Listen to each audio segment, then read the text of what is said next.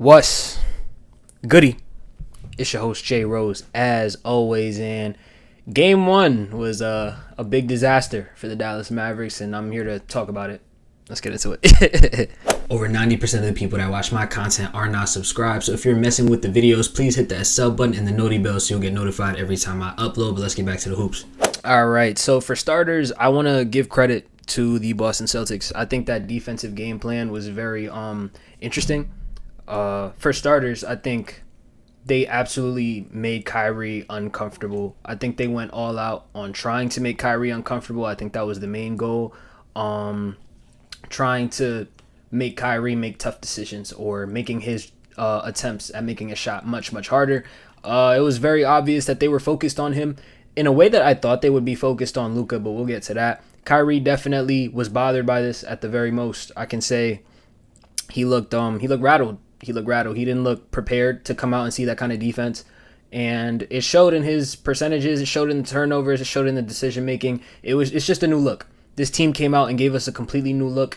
And that's kind of what we have to do. Let them show their hand and come back next in Game 2. We've been losing a lot of Game 1s throughout the playoffs. So I don't think this is an end-all, be-all for us. But Game 2 is going to be super, super huge. Especially looking at the way that this went. I don't think we had a super great performance from anybody outside of Luka Doncic, which is to be expected most nights.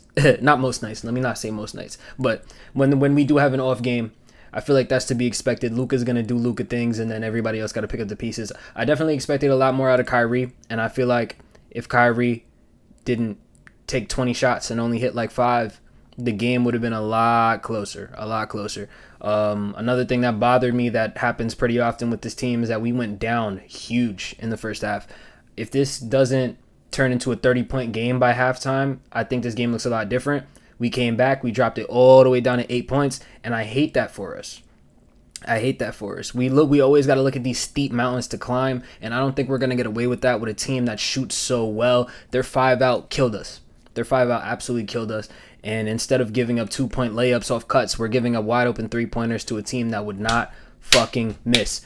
Derek White sparking up threes. Drew Holiday sparking up threes. We got Jason Tatum, who didn't even shoot well today. He hit a couple of threes. Jaylen Brown. Obviously, Porzingis fucking murdered us. It was kind of bad. During that stretch where they were going up 30 points, Porzingis did not miss. He just didn't miss. They gave him the ball at the free throw line extended, and it didn't really matter who was on him. I think Luka did a good job. Just because of his strength, but he got a foul, ended up still being 2 points anyway. He got a lot of guards on him. He got Josh Green and Jaden Hardy switched on him, and he's 7-3, so just we're going to rise up, bucket. And, in the first half, he just came out like bubble Anthony Davis. He was hitting everything, blocking everything. I didn't expect him to be moving like this or hitting this many shots coming off an injury and not playing in over a month, so shout out Porzingis for that performance. He's definitely the driving force as to why they won today. Absolutely, no doubt in my mind about why they won that game. It was very heavily on Porzingis, and it was very heavily on that 5 wide. They played amazing defense. They played amazing offense. They forced a lot of turnovers, and I'm going to get into why I'm not worried about that for Game 2 because, A, it was very obvious that they were trying to force Kyrie to be a passer and force Luka to be a scorer. I think Luka, even when he is scoring, is trying to find ways to get his teammates open, and they clearly cut off all those passing lanes, all of them. They were not focused on anybody else scoring. They were like, if Luka's going to beat us, he's going to go 1-on-5, and he's going to beat us. And it kind of annoyed me watching him trying to force passes in there because at a certain point, it's like they clearly don't want you to get assists. You have 1 dime today. 1. Luka Doncic, a guy who, at minimum, I can count on him to get me 5-6 minimum. And he had 1 assist. So it's very obvious they want him to be a scorer. They're like, Luka, you're going to beat us. If we're going to lose, you're going to beat us. And they're looking at Kyrie and they're like, you're not scoring. We're going to make sure you don't score. You're going to have to be a decision maker. You're going to have to make these passes. And Kyrie works best when he's allowed to pretty much move how he wants to move. He has the freedom of movement so he can pass it, run around, get the ball back, go ISO, do what he got to do. But they were like, nah, we're going to let you get those passes off, and we're going to try to shut you down off ball. They didn't want Kyrie to have the ball in his hand. They didn't want him to be scoring. And it was the opposite game plan for Luka. So I thought that was very interesting, and it's a very good game plan for Boston. I'm not gonna lie. Clearly it worked. Game one, it worked. I think that's something that we can make adjustments to, though.